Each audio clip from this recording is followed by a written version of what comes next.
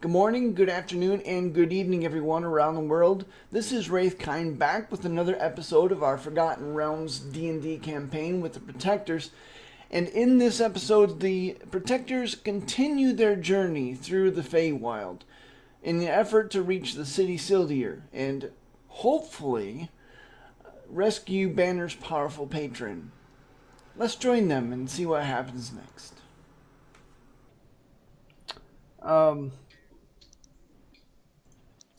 The night passes fairly uneventfully as I'm assuming you all put out guards and take turns and do the normal thing. Oh, can I, through the night, can I study my Arcana thing? Oh yeah, same with Lycum and stealth. Make your Nothing. rolls. I didn't do it. Nope.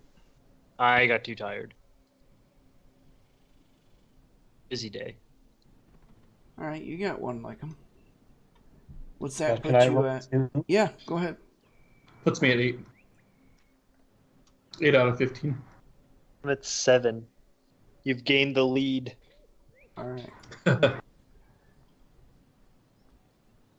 night sounds of the forest are much louder than what you're used to. And perhaps a tad more ominous as you hear the growl of beasts that sound much too loud and much too deep-throated to be a small beast scurrying about. Some of them reminiscent of creatures that you've heard before, lions and tigers and bears. Oh, no, just kidding. But still others that kind of give you pause and make your sleep a restless one. You do manage to get a long rest and all the effects that go with it, but you get the feeling that extended stays or extended durations may have a cumulative effect on your ability to feel rested in the morning. Without proper shelter.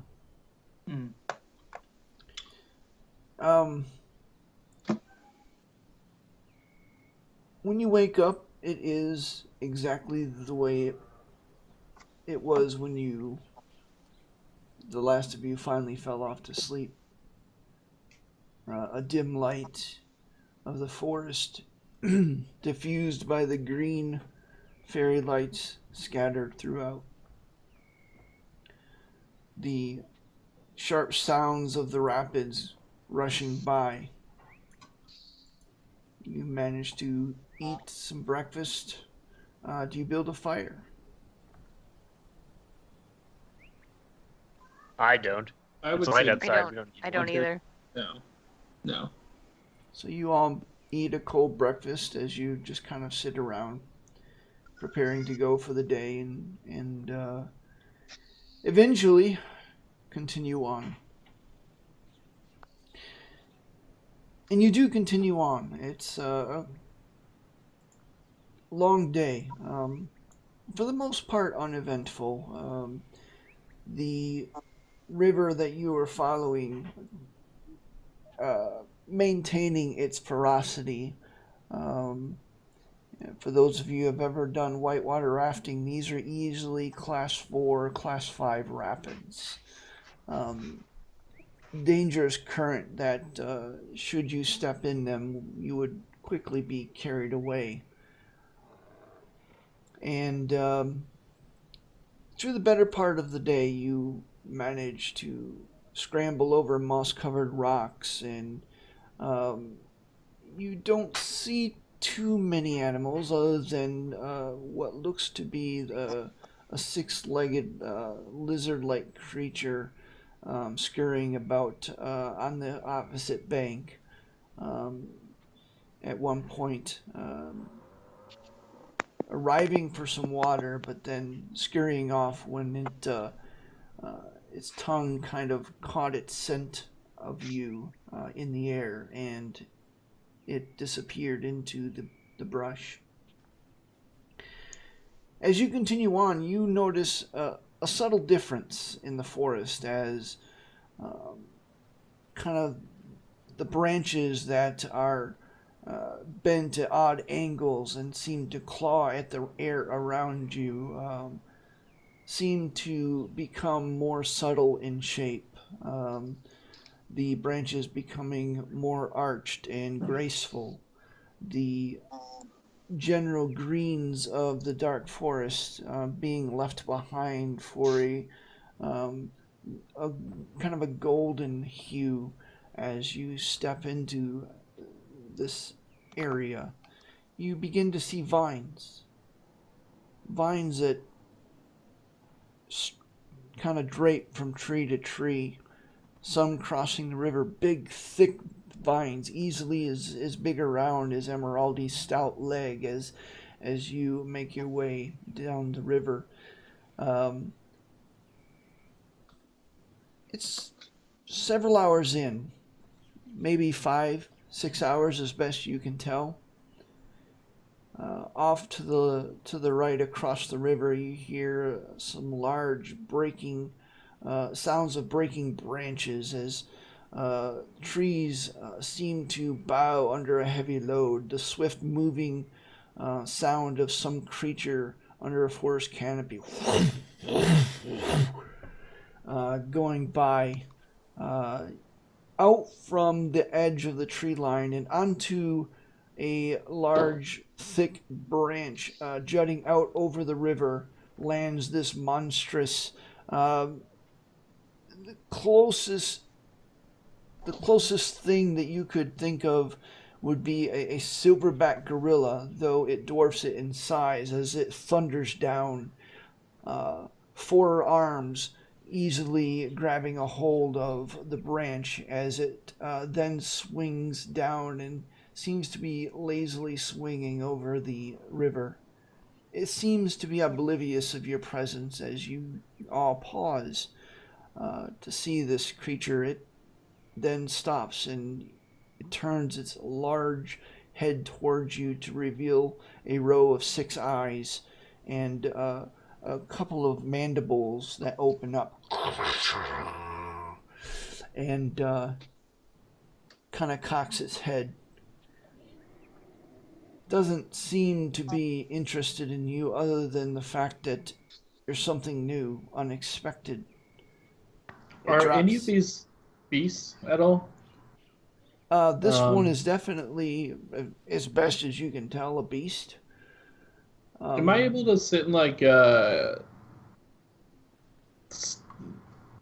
spend some time looking at it a little bit as we're walking through? I'm guessing not, but it's worth it. It's the sand tiger all over again. Like I'm not trying to endanger us at all, but if it's a beast and I'm able to spend some time observing it and getting used to its features and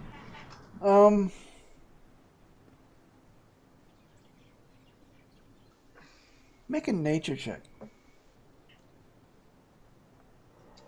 Only because this is so cool, I've gotta follow this.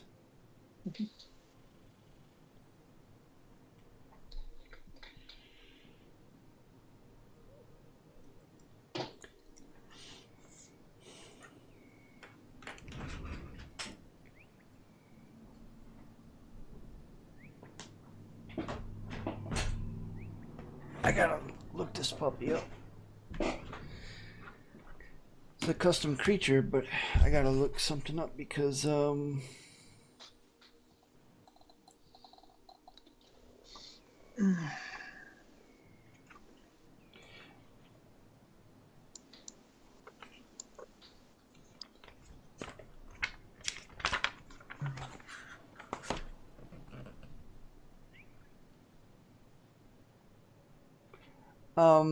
what's the highest CR rating you can do? With this new thing, it was my level divided by 4, right? I think that's what we had.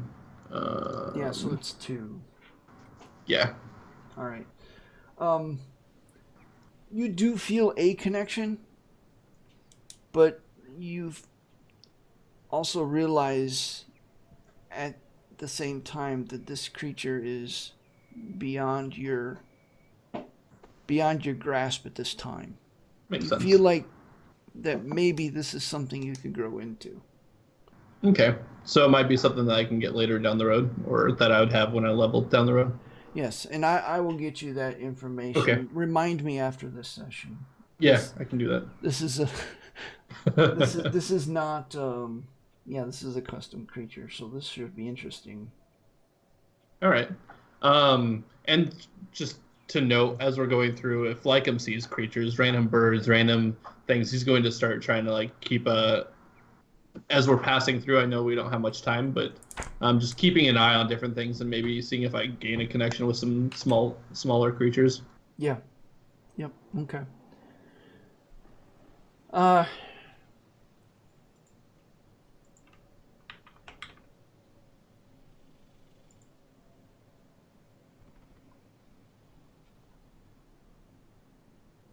on.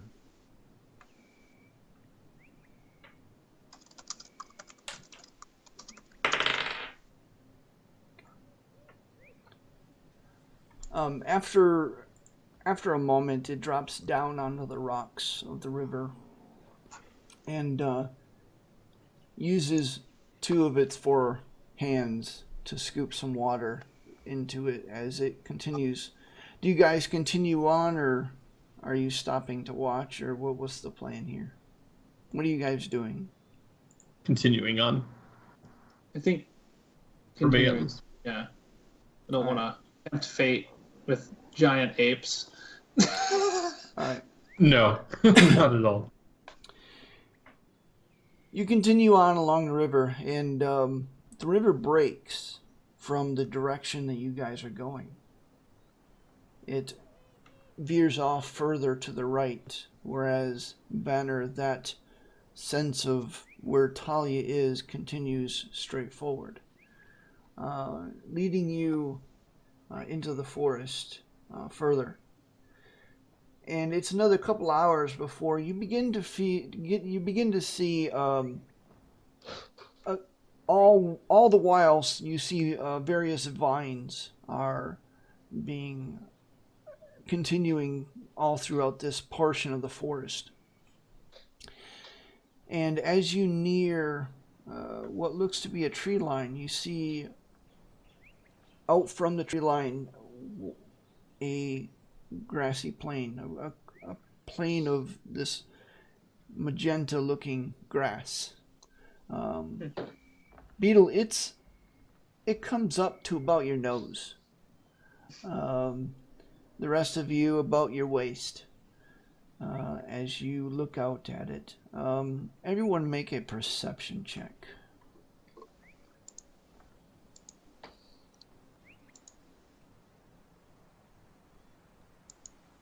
All right, no, yes, no, yes. And wow, Beetle. No.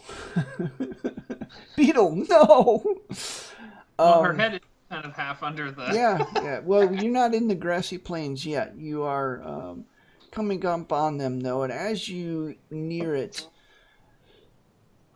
Lycum and Dawn, you both see these vines that have been strewn about these trees, going from tree to tree. Imagine it to look a little like garland on a Christmas tree, going from branch to branch. Some of them twitch.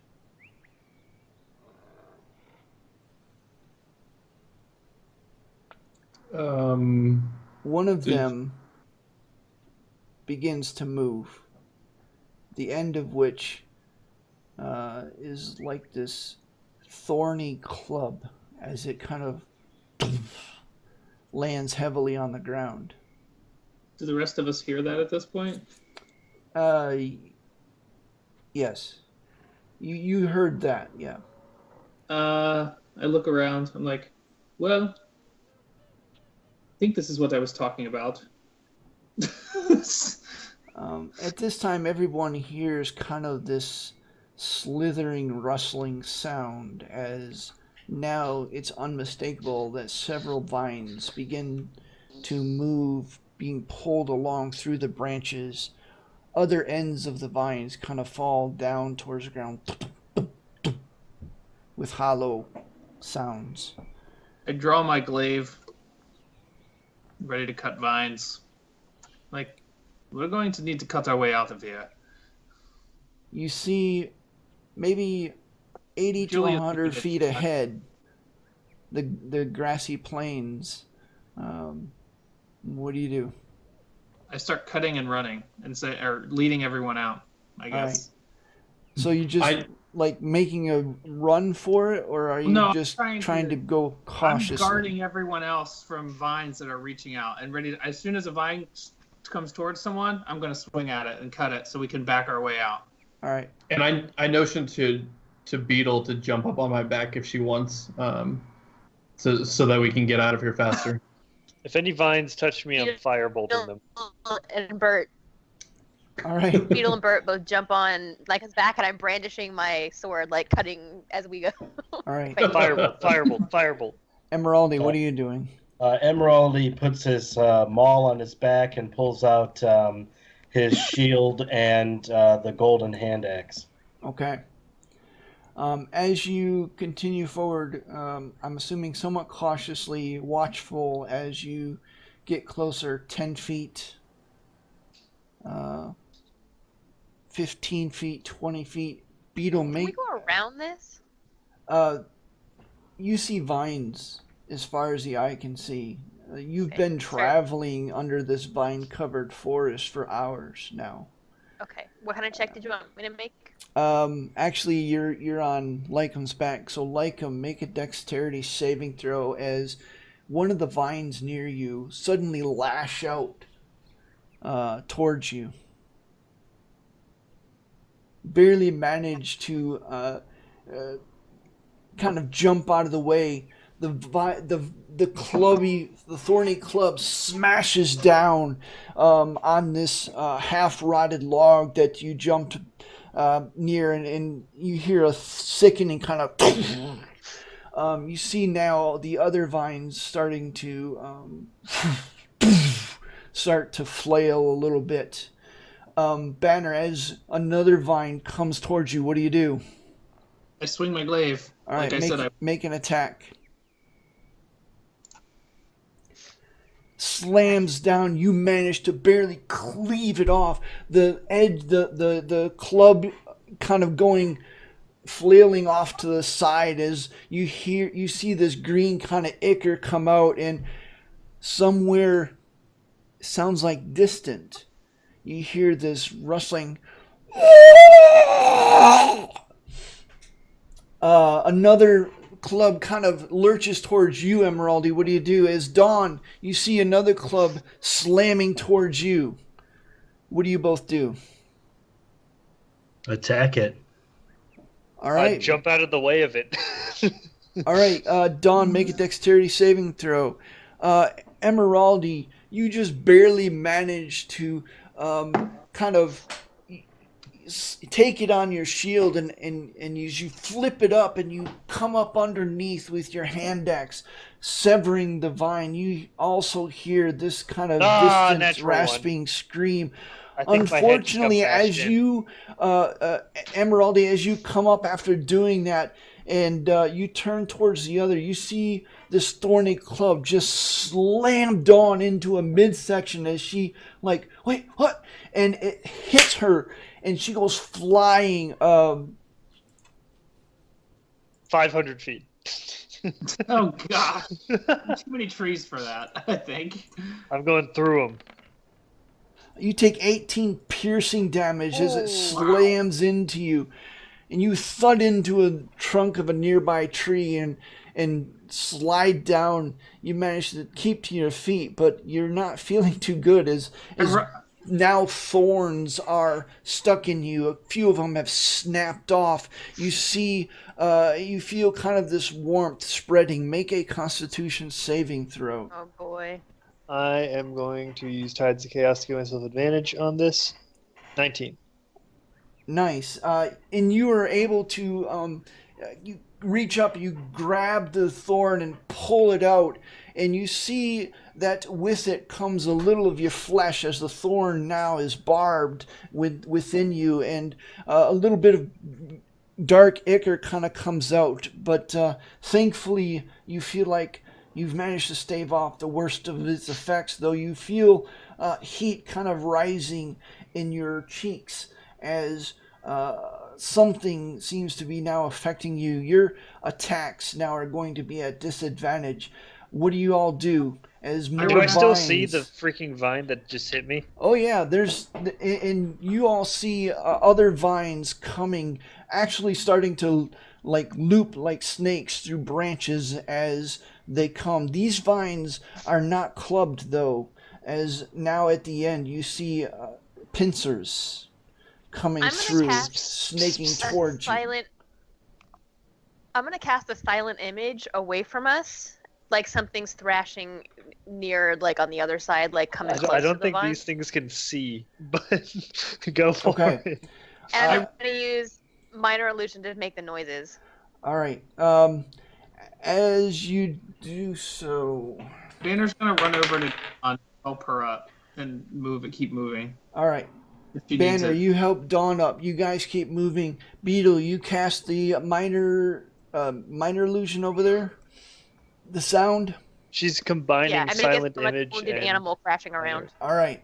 Or I'll just do minor image and make it use a sound. It looks like the visual image had no effect, but the sound caused a few of the vines to kind of pause, and you see them kind of wave in the air as if uncertain now which direction to go. What do you all do?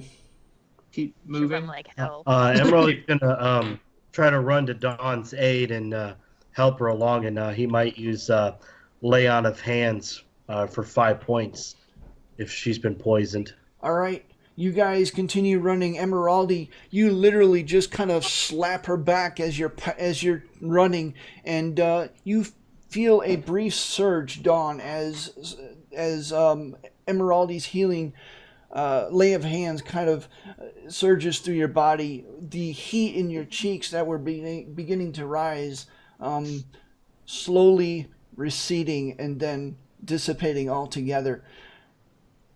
And as you guys break out of the tree line and into this magenta plain, you see, looking to the left and right down the tree line, hundreds of other vines snaking through the trees. A few of them kind of reach out from the tree line, the snapping mandibles trying to grab at you as you go yet a little further out of the forest.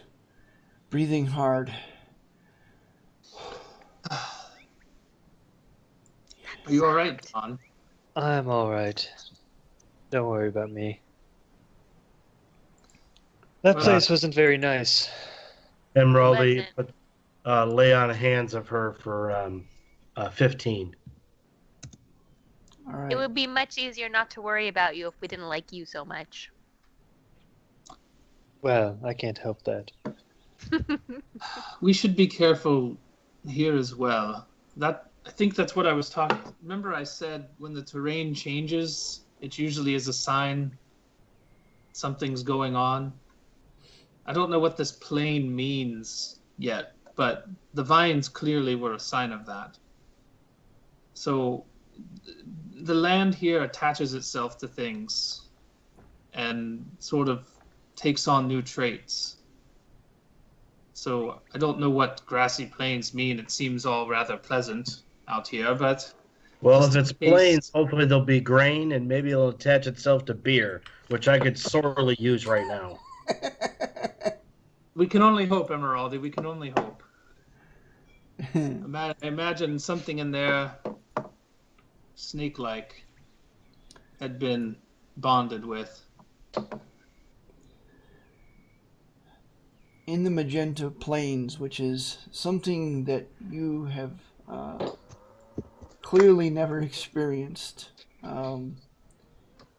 you continue along. The ground here is soft and moist, and peaceful, very peaceful, as you continue on. The feeling of danger that you had moments before having passed, would you all like to take a short rest at this point? Do you I'm need to fine. take a short rest? Okay. I'm down 3 hit points. All right. Yeah. You're good. You're I fine. think I'll be It's just a okay. flesh wound. Just a small scratch It's at this just a point. flesh wound. The plains. Who's the tallest among you? I think Banner, you're the tallest among everyone, correct? Yeah, he's about 6'6". Oh yeah, yeah. So you can definitely see the plains stretching off into the distance, or for a while anyway.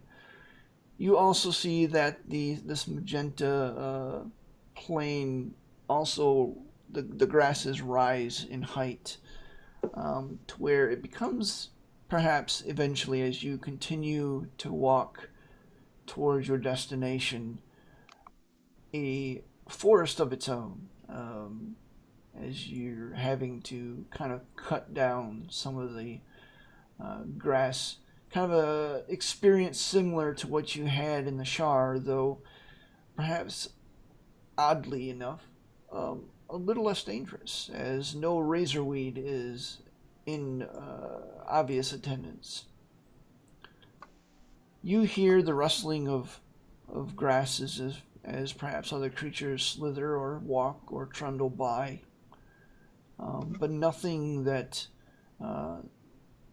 alerts you to a nefarious or predatory intent. You continue on for another hour and a half, as far as you can tell. There's a place in the plains where the grasses all kind of recede, and you are greeted by a rather majestic sight. Standing tall in the middle of a small clearing where the tall grass recedes is a creature of white fur standing on 2 legs wearing ashen color leather, carrying a spear. The hair of his mane is braided into dreadlocks with wooded bands, and as you approach, as you walk into the clearing, his head turns towards you with the clicking of beads, revealing a lion-like muzzle. He seems to kind of cock his head. Your scent is not from around here. You smell new, uncertain, out of place. Who are We you, are- travelers? We're from the material plane.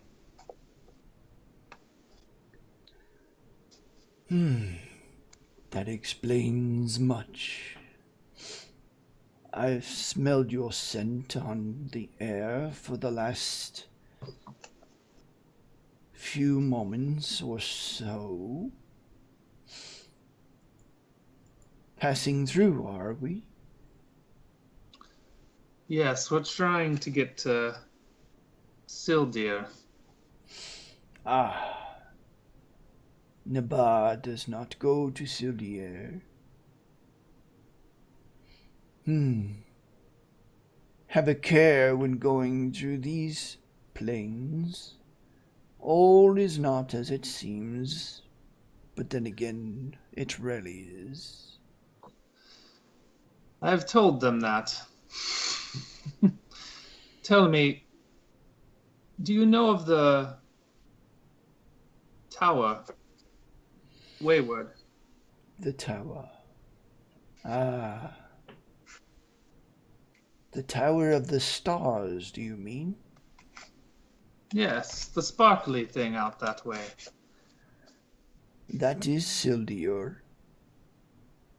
Ah, thank you. I've never really gone this way before, so If you have.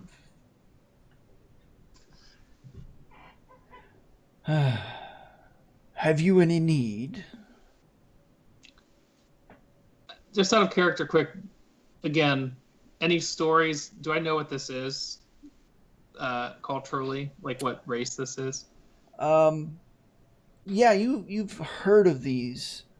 They are called the Sorry, the Malawi. Okay. And that's I'll put it in chat. Is he speaking Sylvan or Common? That's a good question. He is at this moment speaking Common. Although you all would have realized it's kind of this stilted, archaic Common, and it's punctuated with kind of soft growls as if it's a strange thing in his mouth.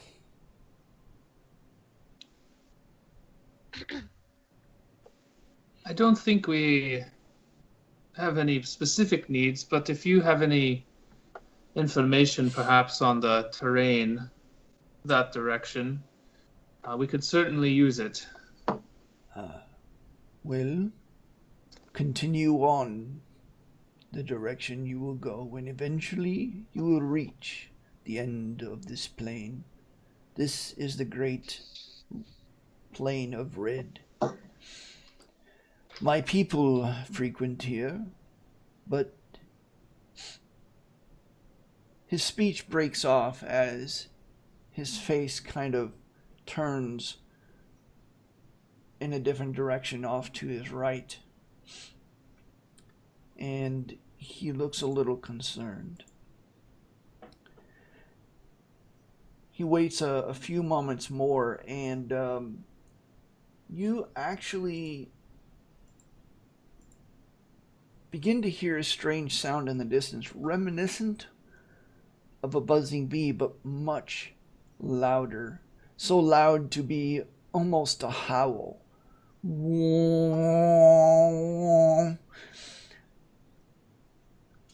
The Nabar heads lifts, and he goes, "Ravagers are on the wind. You must come quickly." Nabar darts off to his left, away from the sound, his tail streaming after him as he plows through the grass of the plains, heedless of danger, towards the nearby tree line. Not the tree line that you left, but a different place far down. Looking behind you, you see a dark cloud on the horizon that was not there before and moving fast. I followed them along. I follow Banner. He continues on for about 15 minutes, running full tilt. You're actually impressed with his speed as he quickly outdistances you. He disappears just inside the tree line, and it takes you perhaps 30 seconds to catch up to him, where he actually is frantically looking around, and he sees the base of this tree that's larger than all of the rest and it looks slightly different with a red bark, and he goes, "Come." And he goes up to this tree, and you see him kind of reach his clawed hands in, setting aside his spear, reaching his clawed hands in, and he pushes down. And for a moment it looks kind of odd as the earth itself seems to give way and kind of become malleable, and what looks to be a passage right into the root system of this tree opens up, and he grabs his spear and says, "Go." I go. Yep. In the rabbit I follow. hole. He seems Following Banner. enough. All right. You head down, and he jumps after you, after the last of you comes up, and as he does so, the light, whatever light there was shed by this hole, diminishes as the hole kind of grows almost closed, and he turns back around. You find yourself in this an earthen hollow. Above, you see the root system, and the trunk of the tree is actually forming somewhat of an umbrella-like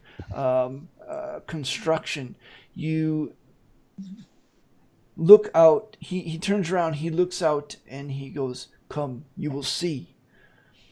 As you all kind of crowd around and look, you see these large creatures. They look a little reminiscent of grasshoppers, easily the size of Banner's head, as they, by the thousands, scream down out of the skies. You see birds suddenly fall to the ground as several of them attached. You see biting mandibles and blood and feathers fly. You see running wildlife, not small wildlife either, large creatures running by, some of which you've never seen before, each with hundreds attached to them as they begin to gnaw on the creatures. And some of them are gnawed so quickly that they fall dead and are nothing but bone and gristle in moments. You watch 5 minutes pass, 10 minutes pass, as this swarm continues to eat everything living, everything flesh, everything with fur on it that you can see. And then it is gone. So those are this world's piranhas, not confined to water. Nabar takes a deep breath and then relieves, lets it out in a relieved sigh. He goes, "We had not expected the Ravagers to come into this area for another few weeks yet. My people will find no hunting here. We must move on the morrow." Brother Malawi, what is your name? My name is Nabar.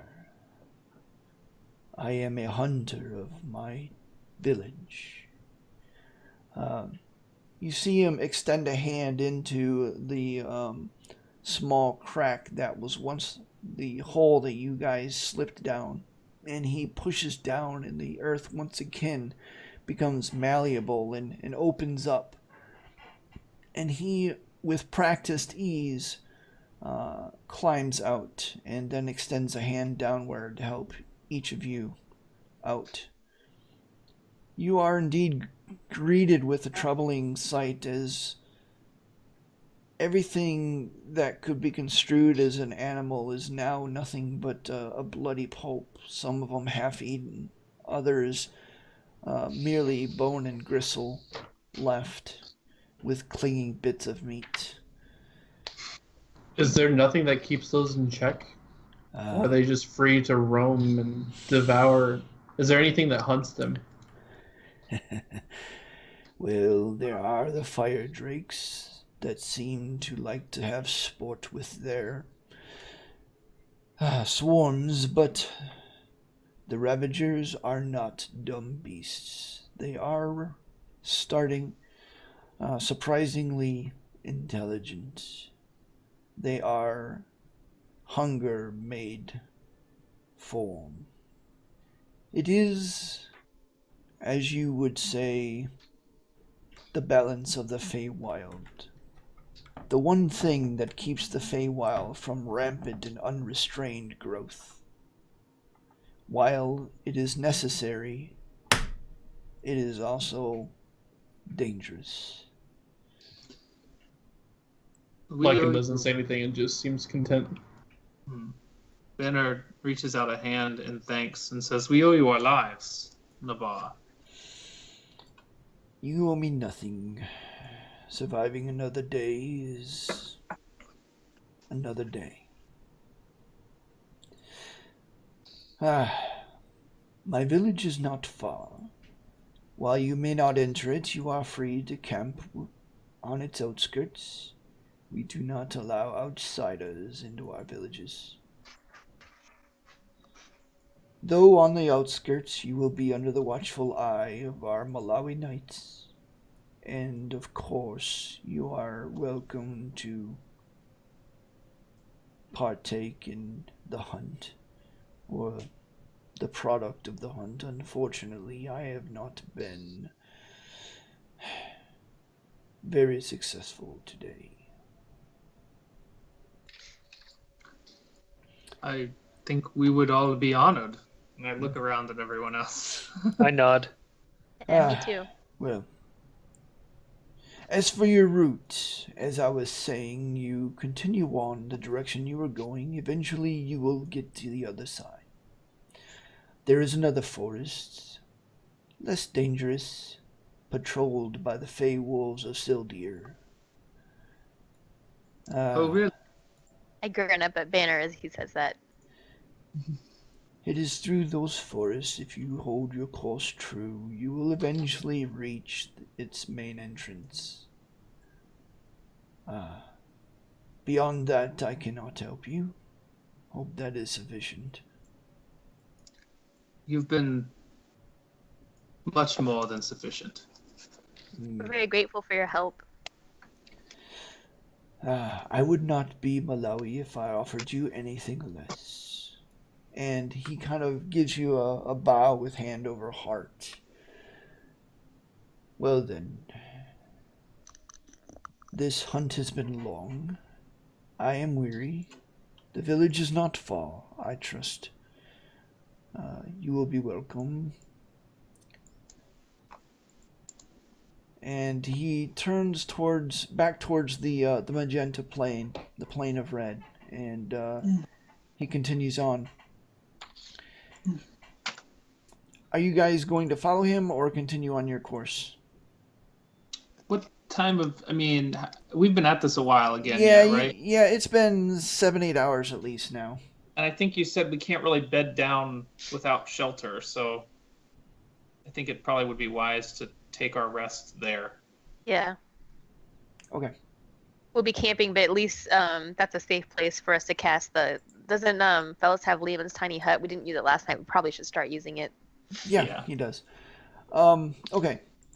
So you follow him. He leads you with a sureness of purpose across the plains. You get the sense that he and his people have been wandering such plains for time out of mind, as far as back as each generation can probably remember.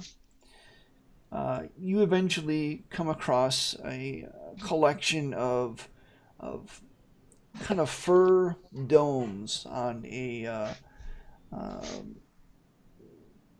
some kind of frame. You're not really sure how they made the framework. It's obscured by the dome, but these furs are a collection of various animals, from the black and white striped to some kind of a mottled purple lizard-like hide, and other more familiar hides such as bears and wolf hide. And you see a surprising number of them as you count about anywhere from 30 to 40 of them into a pretty big collection of these domes. On the perimeter, you see several large Malawi there, of both male and female. You can tell mainly by the fact that the males each have the manes, and the female, of course, having none.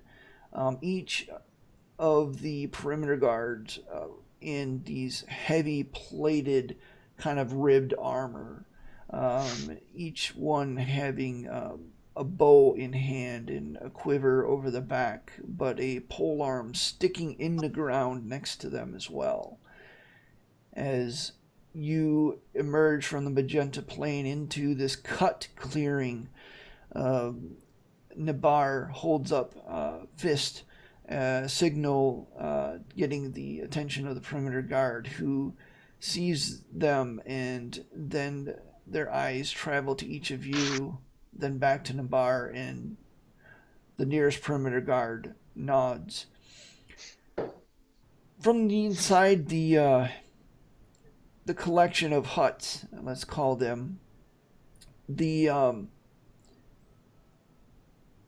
female Malawi emerges, not dressed in any armor or anything, but soft leathers and kind of draped with various beads and a few pieces of copper as she comes out, and she raises her head and sniffs long, and she kind of smiles a little bit.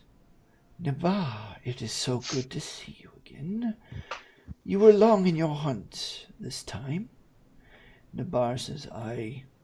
We have come across ravagers. They have arrived in this plain. It is my honor to introduce.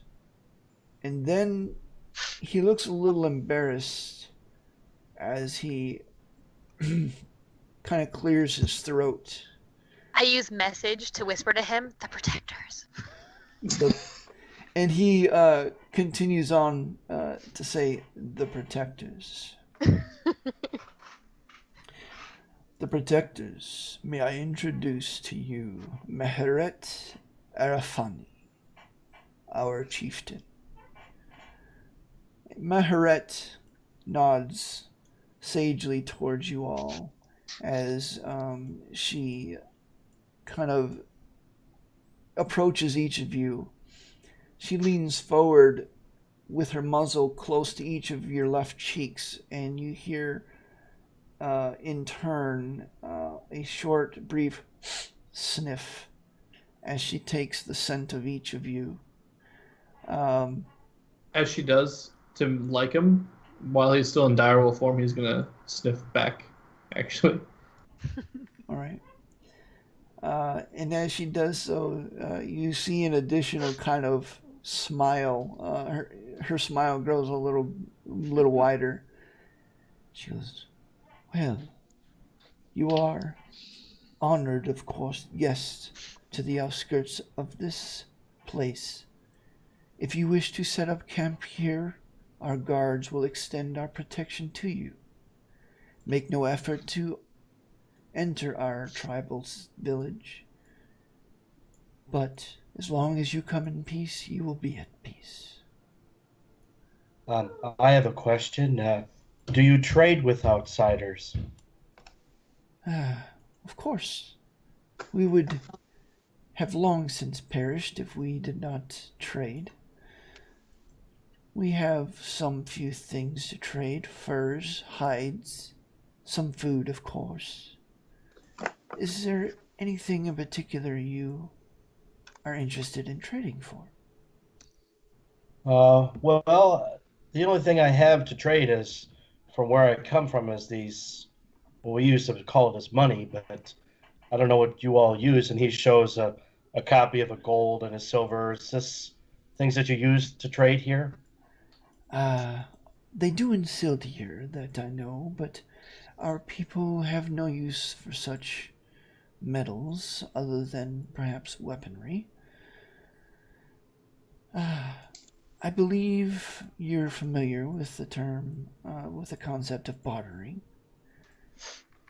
Well, I do have a couple of items I just acquired, but the object I'm maybe thinking would be maybe something crafted.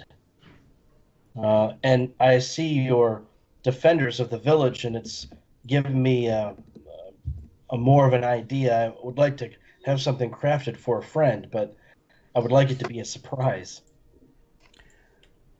Well, we do have some few crafters here.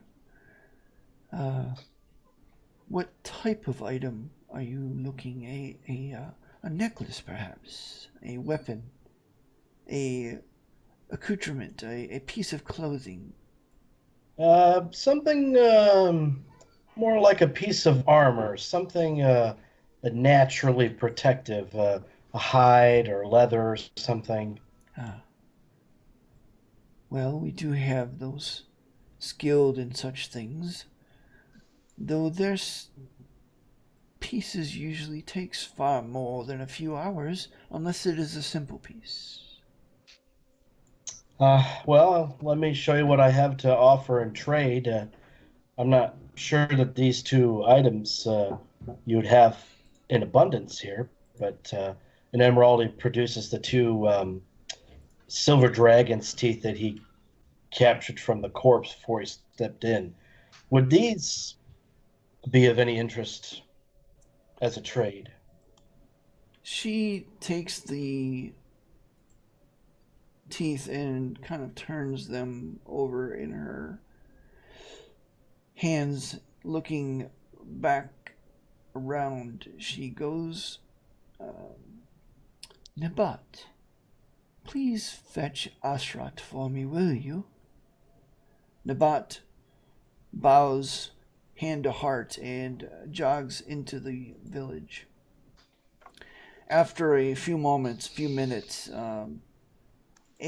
what looks to be, and it's really kind of hard because you're not familiar with this race, quite obviously, but a slimmer, white-maned Malawi emerges from the tents and the huts, excuse me, and he is similarly dressed to Maharat in that he's got some soft leathers. Surprisingly enough, he seems to be wearing a couple of low-hanging spectacles on him as he comes jogging out, and he goes, Maharat, you called for me? Yes, he is interested, she indicates you, Emeraldi, in a crafted piece of protection using these. And she proffers the teeth to Asarat. He expertly kind of looks at him and adjusts his glasses and looks at him again. And he seems quite proud of his glasses as he does so, making quite a show of them. Doing one of these numbers. I don't have the camera on. As he looks at it, he using both hands and making kind of extravagant gestures as he adjusts his small spectacles, looks at the dragon teeth, and he goes, well, I can certainly do something with these. He turns towards you, Emeraldi. So what do you want done with them, outsider? Well, if you could step with me over this way, I want to tell you I'm making a gift for someone, and they're in my presence, and I don't want them to know. I want it to be a surprise. Fine. And he kind of takes a few steps, but before he does so, he unceremoniously just kind of pushes his head towards your left cheek and goes, and then he just takes a couple of steps. Emeraldi says a snide remark. So did you like what you smelled? He looks at you as if he's puzzled, and he goes, Emeraldi just laughs. Well, you smell a little strange, but very distinctive. And after taking a couple of steps off to the side, he goes, well, what do you want done with these, outsider? Well, I was asked, because you guys barter. I wanted to offer them as bartering, literally, to make a piece of protection for my friend who's the wolf over there. And where I come from would be called barding for war horses or war bears or war boars. I've seen him get clawed and attacked a number of times, and sometimes think if we could just slap on some extra leather, he'd still stay agile, yet a little more protected.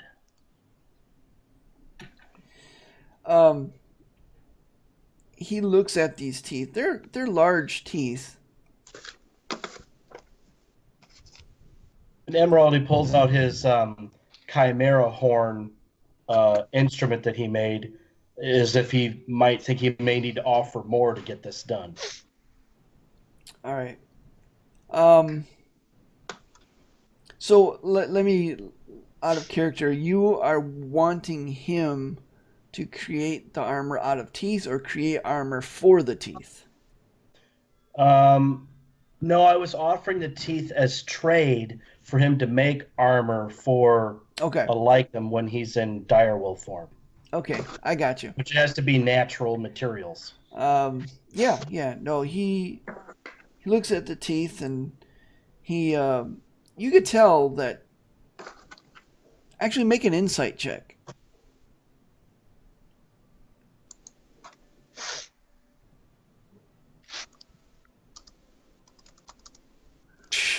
Wow, nice. Yeah, you could tell Paying attention. he has this greedy glimmer in his eyes as he's looking at these teeth. You could tell that the gears are turning, like he's already got plans, and he shoves one tooth towards you, and he keeps one tooth, and then he puts that tooth in his pouch that he has strapped around his waist, and it like the base of the tooth actually sticks out because it doesn't quite fit, and his hands fish into another pouch and pulls out this long leather thong, and he unceremoniously, because that's just the way he does things apparently, like him, he goes over to you and he just starts like he loops this leather thong around your neck, and then the moment he puts it around my neck, I just growl, letting him know that I'm prepared just in case whatever he's doing. I'm not sure, but I'm like. And as you do so, he just absently like slaps your muzzle and he goes, "Oh, quit it." And then he ties a knot.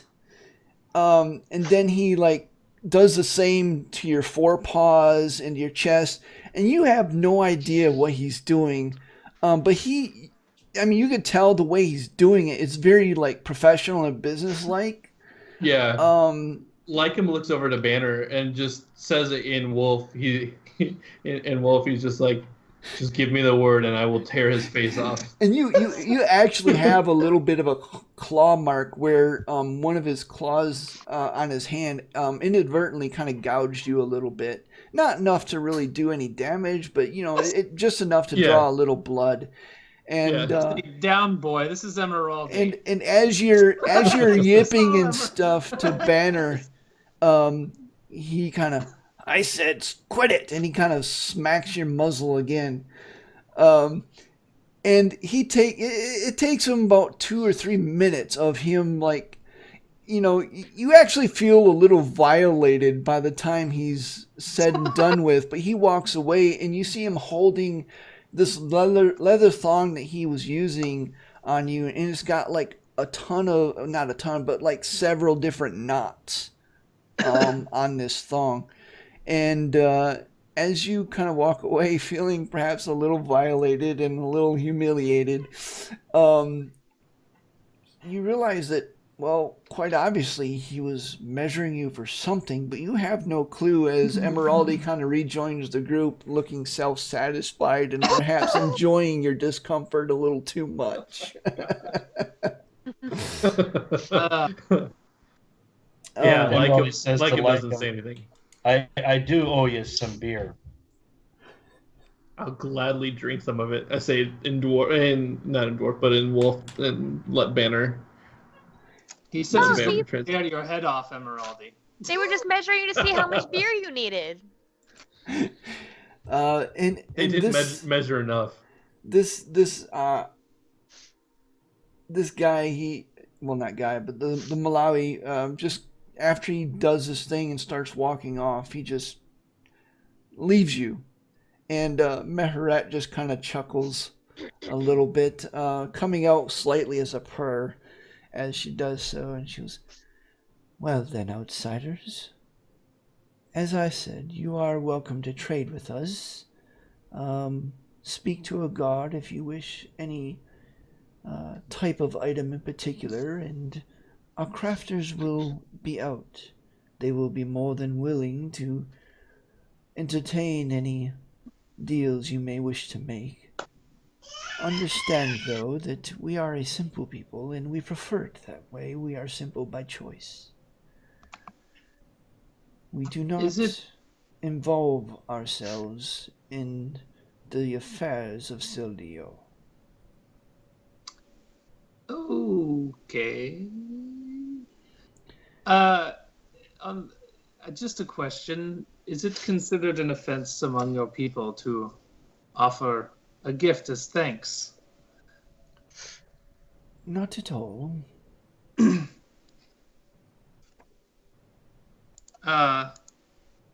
Well, on that note, well, Nadir saved all of our lives, and I would just like to see Nabar.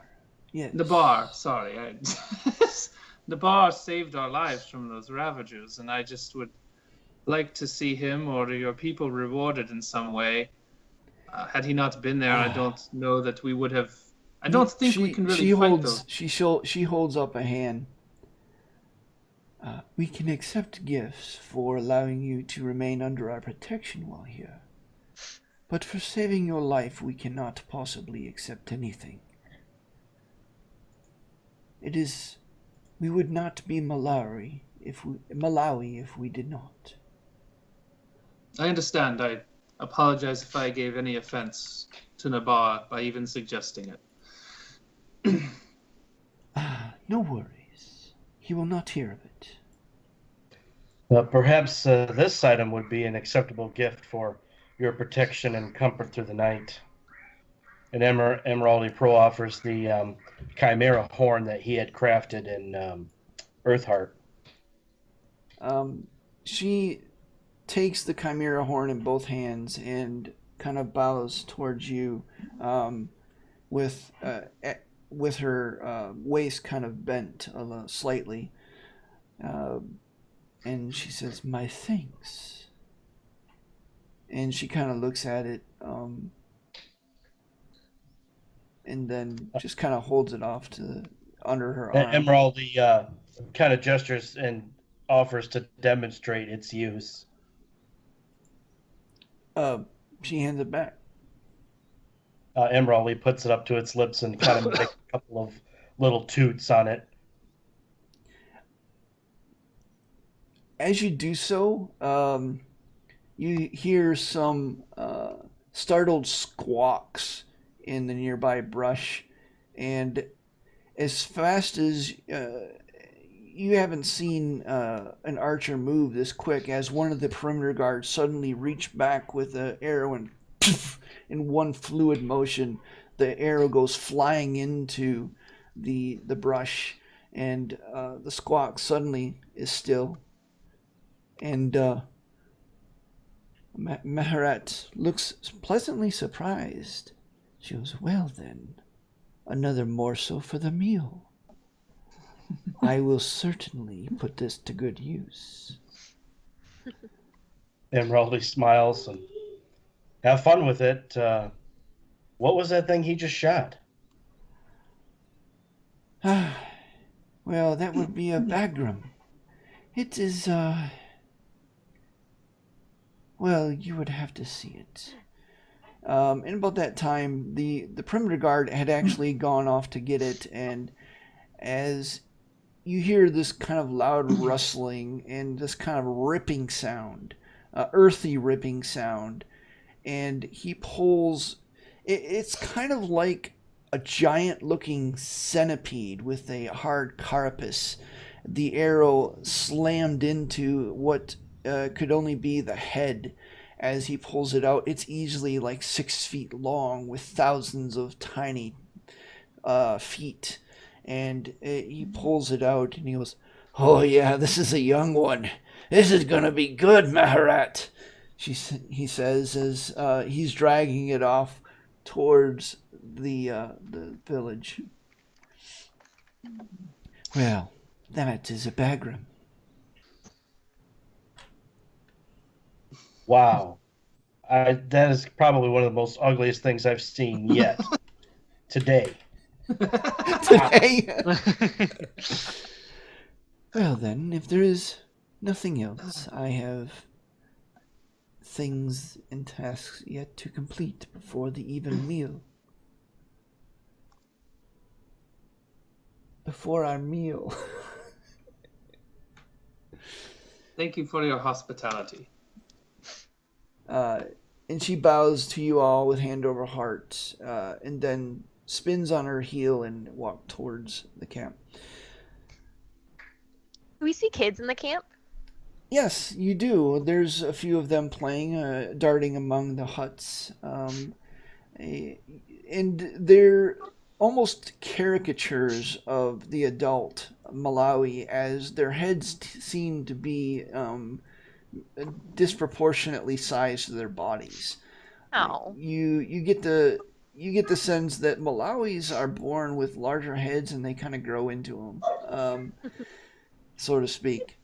So you see, male and female Malawi kind of darting off. You see them playing some kind of strange game with a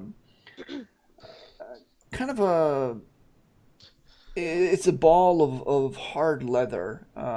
It seemed to be kicking around.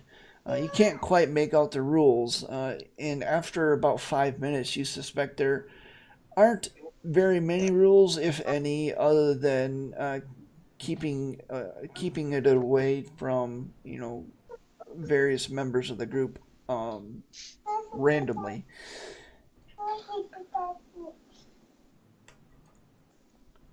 Do you guys bed down for the night? Yep, I do. I'm going to try and study again. All right. Yeah, same with Go ahead. Beetles. Yep. Everyone bedding, everyone bedding down. Velas does do his thing. Creates the tiny hut for anyone wishing to kind of get in there. Yeah, another one. Nice, like him. Yeah, you got one, Don. Emeraldi, go ahead and make your roll for the evening if you wish.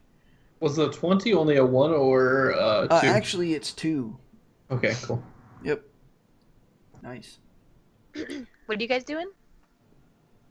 Well, Dawn is studying a I'm book, studying trying Arcana. to gain some proficiency in that's right. Arcana. I'm going to go from my -1 mod to a I +2 forgot what you were mod. trying to do, like him. Stealth in my elven form. Stealth. Yep. Beetle wants to make a little clockwork toy for the kids in the village. Lycum is just like crawling around the camp under like commando crawl, Yeah. like it's trying to Just like- stealth around. I'm like, Beetle, do you see me now? Dang it.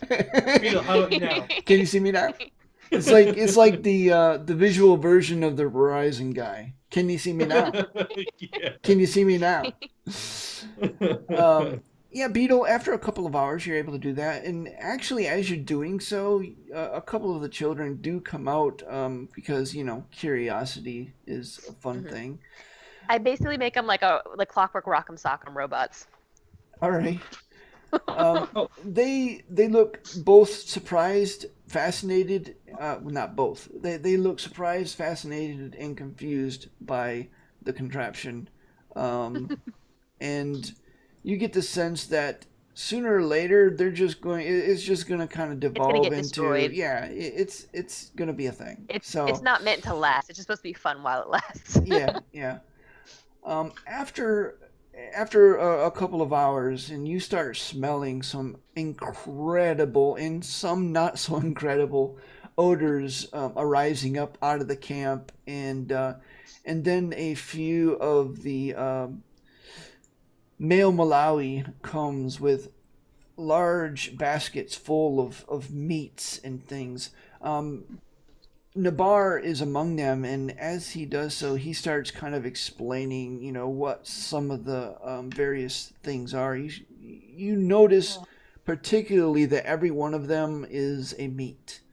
You get the sense that the Malawi don't eat anything but meat. And one particular dish looks very interesting, as it looks like a hard black shell kind of open up, almost like a bowl, and you see soft white meat inside, and it's sucking. It kind of reminds you a little bit of lobster as you're looking at it. And he goes, and that is the Bagram. You will like Bagram, he says. I try that first. I tried the bob. Yeah, the Bagram, it does taste it's surprisingly sweet and very juicy, and Oh man, it's so good. And you're surprised at the fact that, as you're kind of eating the bagram, you kind of look up and half of it's already gone as you're kind of digging in. And there's other things too. There's one meat that is kind of this black color, and it smells horrible. And none of you even, let me ask, do any of you try it? Yes. Like I 'em. try it. All I'm right. interested in their weird meats. So Dinner doesn't- you grab this horrible smelling black meat, and as you kind of it's almost got the texture and consistency of jerky as you kind of pull it off, and you kind of have to eat it like slivers at a time, and as you do so, at first it feels like, texture wise, it feels like you're putting a wood chip in your mouth. But then, and as you do so, Nabar says, "Do not chew, suck. Just savor it." And as you do so, you're actually surprised by this kind of this sour tang, salty sour tang, and after a few minutes, your saliva begins to soften the meat, and it kind of softens into this gelatinous state.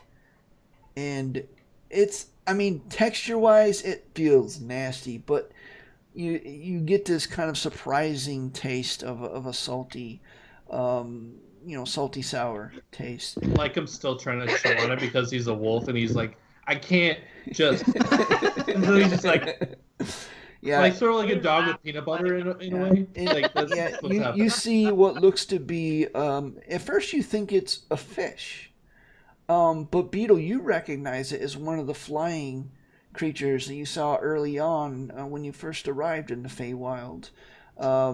It's kind of this pink, scaly, almost very smooth-looking skin, and underneath this pink meat. And it smells just absolutely mouth-watering.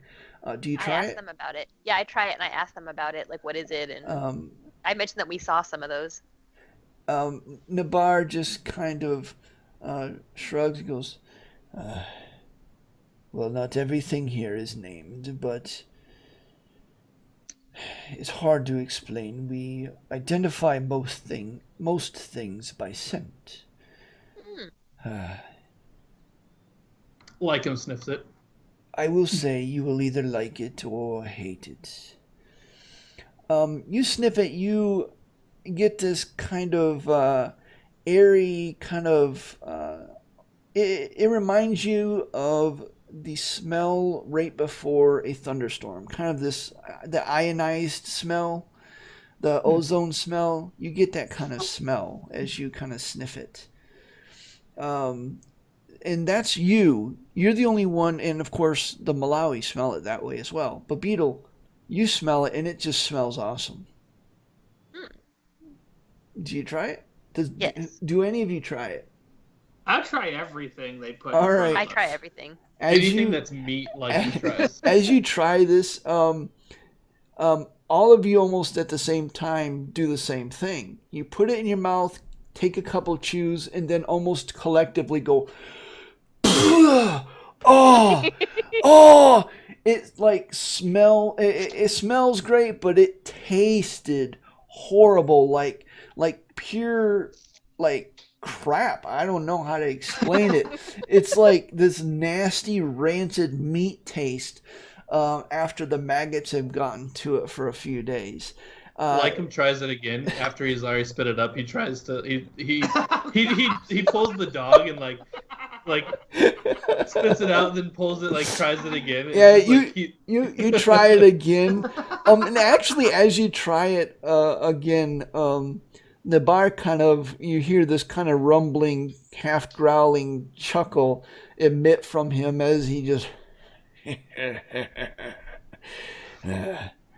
Well, I told them you wouldn't like it. Let's just say we only use it to survive. I've been there before. So yeah, but by and large, most of the other various meats that you come across, with that one exception, is pretty good. Ranging from sweet and succulent and juicy to kind of a very well done crispy steak. And you guys manage to eat a full meal by the time it is done, and they actually you noticed also, by the way, they gave you the Bagram that was killed. It is the 6 foot long Bagram. You get the sense that that was kind of a gesture in which you shared in the hunt type experience. And about halfway through your meal, the guard changes as additional guards come out and other guards goes into the village to retire, and that's it. A few hours pass. Eventually, you all spend the evening on the plains, on the plains of Red there with the Malawi in relative peace. The plains of Malawi is a lot different from the forest the night before. Not only do you feel much more safer.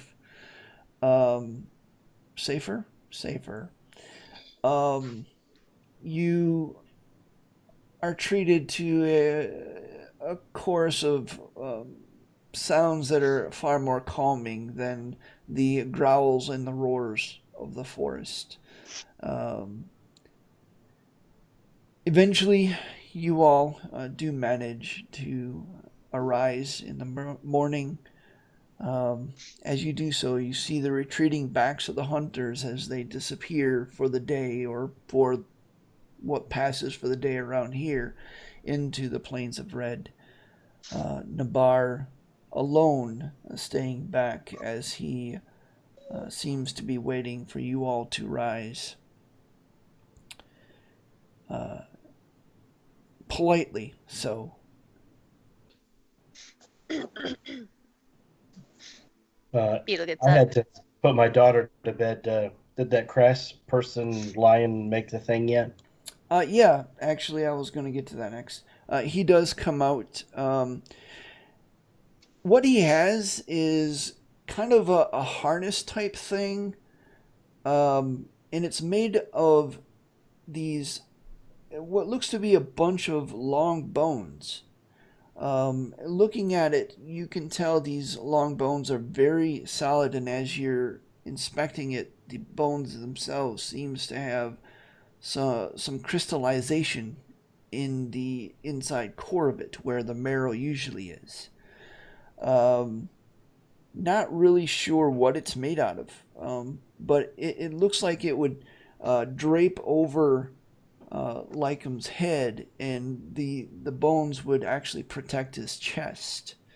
And it would have to also be cinched towards his hindquarters up along, It's a fairly simple armor.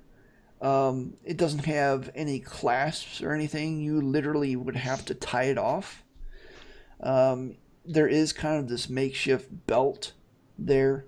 But given the fact that it's just a few hours worth of work, it looks surprisingly well done.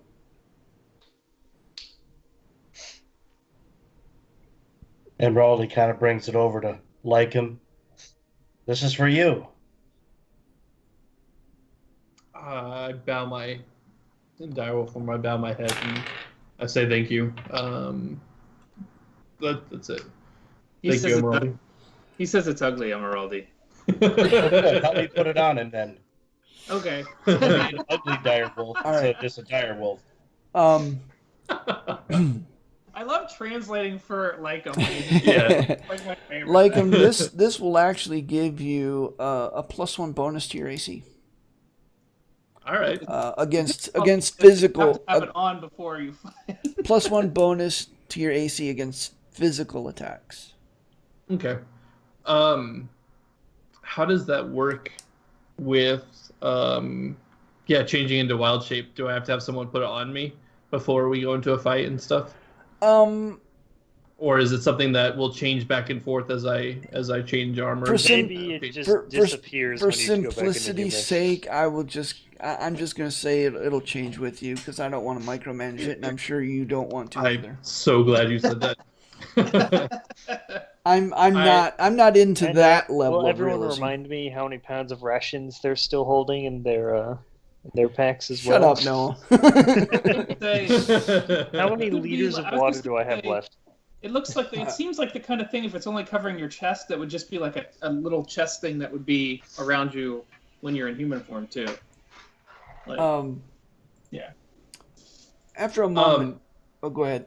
Lycum changes out of direwolf form and looks at Emeraldi, and he actually bows again and says, "Emeraldi, thank you. This is a gesture that I did not expect, nor did I see coming, other than the awkward manhandling or cat handling by the guy yesterday. But either way, I greatly appreciate this, and thank you." You're welcome. I've seen you get your hackles up and get in the thick of it, and I've also seen you take some pretty good wallops. So maybe that will take the wallops, not as much as you will take the wallops. I hope so. And as I finish saying that, I grin, and my grin slowly changes into a muzzle, and I change back into dinosaur form. Emeraldi freaks out and leaps back. I still can't get used to that. Beetle will go over to Nabar Okay. and just thank him again for their hospitality and kindness. Well, it is of no consequence. Nabar wishes you well in your travels. May the wind be ever at your back. And he again bows, hand to heart. And as he straightens up, he goes, "Well, I must be off. I have hunting yet to do." One thing, good Nabar. hunt. Good luck. And I reach in my little pouch, and I hold out my hand, and I say, "This isn't for saving our lives. This is for the directions." And I put the good rub that I found in the dungeon a long time ago. Wow.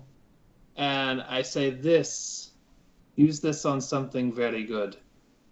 It's meant for cooking. Nabar sniffs it and he kind of blinks a couple of times and he says, "I have never smelt such a thing. How intriguing." Rub it into the meat before you cook. I know which rub is. Okay, I wasn't sure. All right. We cook meat. These are spices from the material plane, though, so I'm sure your people have never tried it. We will savor it with every bite. And with that, in a final nod, he stalks off into the plane of red. And with that, let me ask you guys, we continuing on? I'm gonna have to get off soon. I'm not feeling too Yeah, hot. okay. We're almost done. I'm aware of the I think time. he meant, are we going towards Sildur? Oh, I thought he meant Oh, yeah. I thought he was talking about the length of time for the session. Yeah, Yes, we are moving on. No, 6:30 to 9:30. I'm well aware of the time. As you continue on, the planes continue on. You spend about 3 or 4 hours going through the plains. A few times you actually come across additional Malawi hunters, and actually as you were departing the village, you also saw signs of them beginning to pack up. You see some of the huts being deconstructed, and which was kind of surprising that they actually rolled up into these kind of wicker-looking baskets as they begin to form them into packs. and it's the camp in the tribal village is being deconstructed with a surprising amount of alacrity and efficiency as you depart. Over the 4 hours, you cross the fields. You come across a few of the hunters, though none of them look particularly happy, not surprised. In the wake of the Ravagers, that they have not found any food for the day. Eventually, you do reach the tree line into a forest, ever looming larger in your view. This forest significantly different from any forest you've encountered so far, being full of white-barked trees and golden leaves, reminiscent of the white birch found in many of the northern states in Canada. Golden trees reminiscent of maple leaves in the fall. Or golden leaves, excuse me, reminiscent of that. And you continue on in the woods. Can I actually do something? Yeah. I have an idea. What do you want to do? When we get into this territory, Banner's actually going to use beast speech, because hearing that the wolves are patrolling here, he's going to howl out in wolf for one of the patrols. All right. I have been rolling awesome today. That's like the second natural 20 I've rolled, and most of the rolls have been high. You do so, and your howls kind of echo through the woods. How long do you wait? I would say probably, because I know they have to cross some terrain, like 10 minutes at least, if nobody opposes that idea.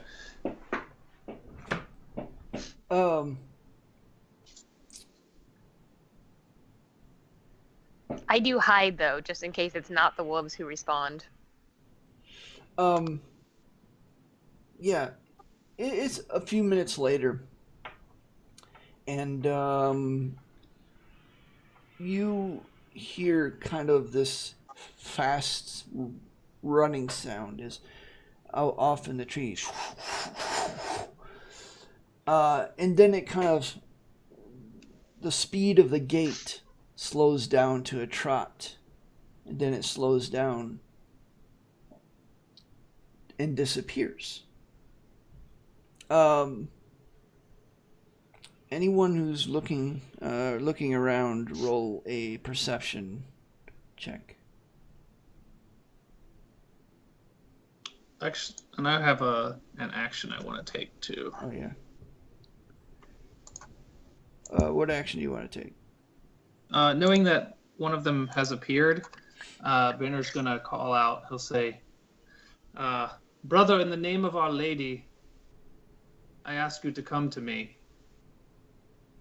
All right.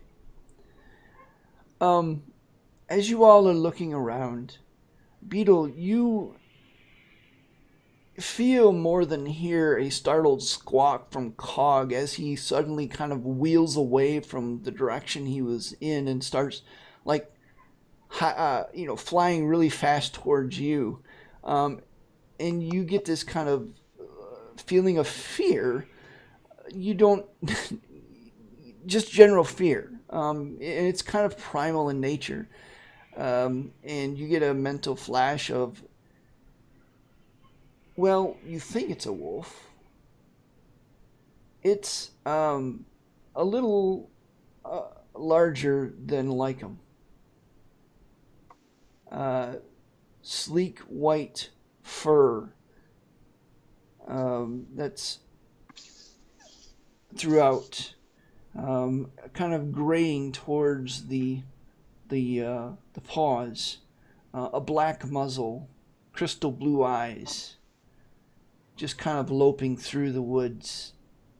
Next to him, and a little behind him, another wolf.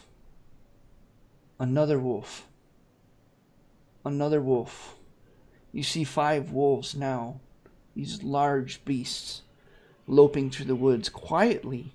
You realize that none of them are running, they're just kind of easily walking, and you do not hear a thing for beasts this large. I use message to whisper to Banner to describe them. Are those the kind of wolves you're trying to call? They are. Um, I actually know that. and about that same time, Banner, you that is when you call out, and you hear kind of this small, the barest of stirs of a footfall,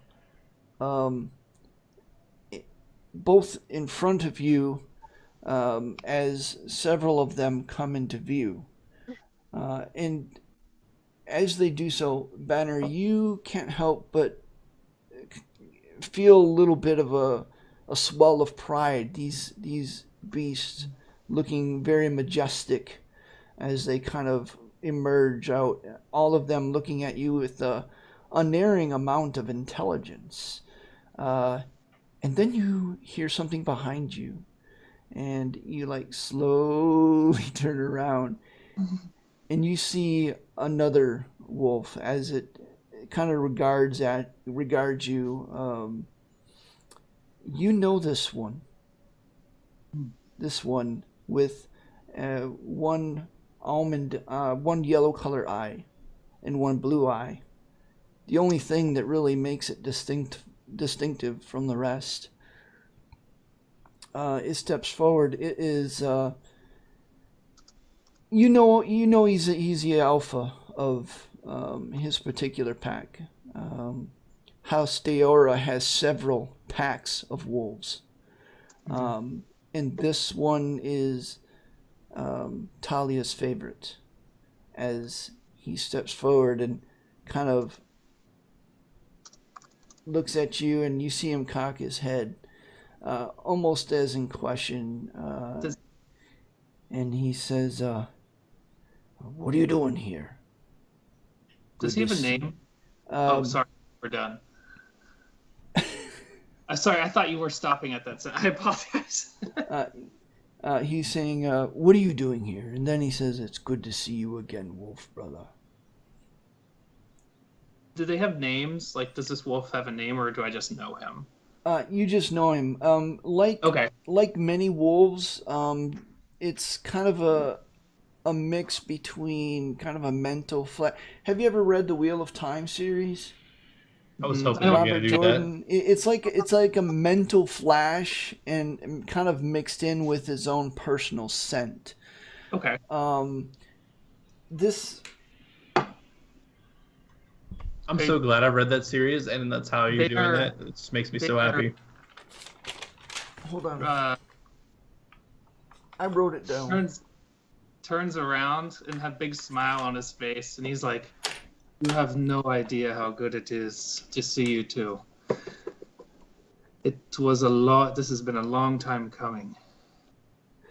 So the sensation that you get from him, for his name, is the long leap of the wine towards the wild thorn throat, and you get this mental image of this kind of bark-like creature with one hand that, instead of having a hand, it like ends in this wooden bark-like spear, and as he's charging forward, you get this the one that you're talking to is leaping through the air and sinks its teeth into its throat and tears off its head, and that is his name. So he likes to tear heads off too. We are buddies. Okay. But Banner says it's so. You have no idea. It's good to see you too, Wolf brother. And in linguistic terms, his name is Thorn Killer. Okay.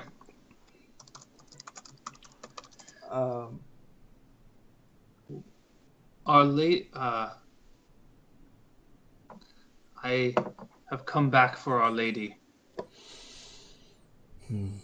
I have not caught her scent in many, many days. What are you doing out this far from Sildir? How many days has it actually been since what happened? It's kind of difficult to gauge, but you get the sense of years. It's been one for Banner and some months, right? You know time works differently. I know. From plane to I'm plane. thinking that so he gets the sense of like many, many seasons. Yeah. Damn it. It has not been that long for me. And well, he threw me out of this plane. I've only been gone a year or a little more, and I had to fight my way back. But I caught her scent. The master of the house will be happy to see you, he growls. And when he does so, you get this disdainful scent from him. Kind of letting you know exactly what he thinks of the master of the house at the moment. Master of the house indeed. Well, take me to him. It's time I find out exactly what he's been doing. And he just starts with a kind of a nod and a yip. He heads off,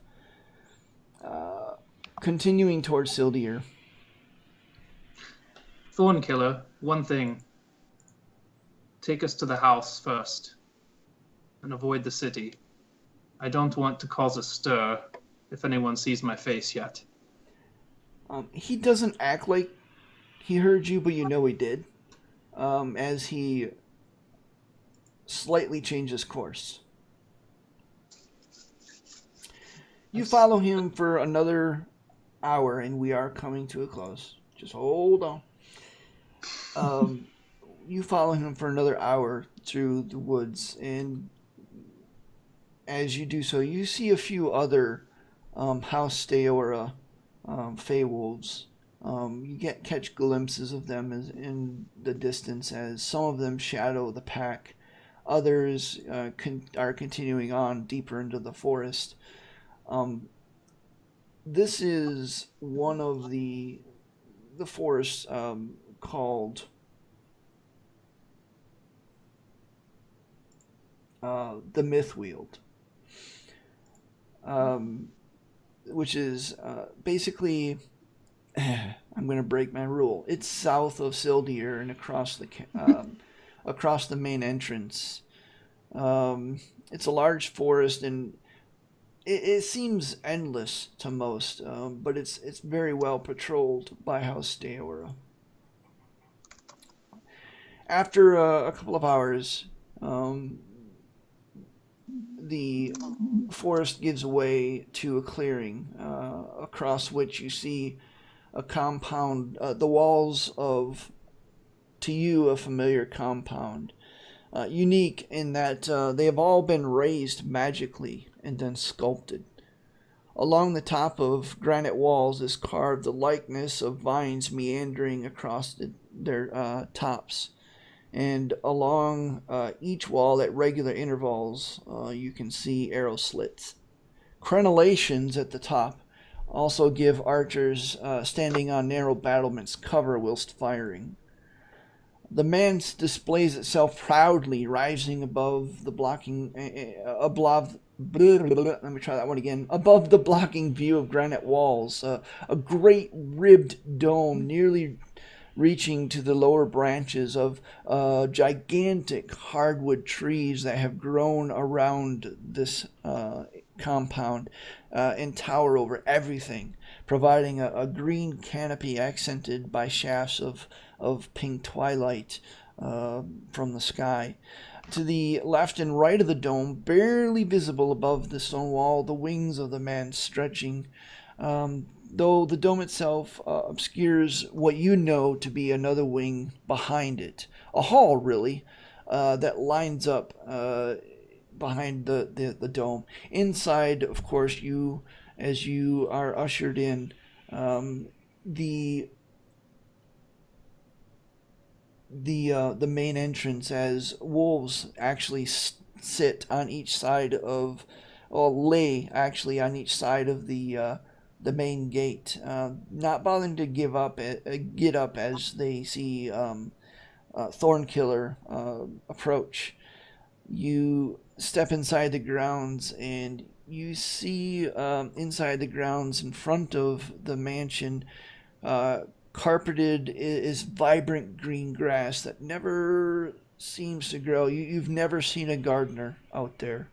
And you see hundreds of giant white fey wolves lounging around. Some of them playing with younger wolves, as others just napping in taking their in relaxing a little bit. Nearly too many to count. And that is where we're going to end the session. Well, that concludes this episode of our Forgotten Realms D&D campaign with the Protectors. If you have enjoyed these or other episodes, please remember to subscribe to this channel. Hit the like button for this video. Also, you can follow us on Twitter and watch us live on Twitch TV every other Saturday at 6:30 p.m. Eastern Standard, or as the schedule is determined. Both links to Twitter and Twitch are available down in the description of this video. Until next time, have a great day.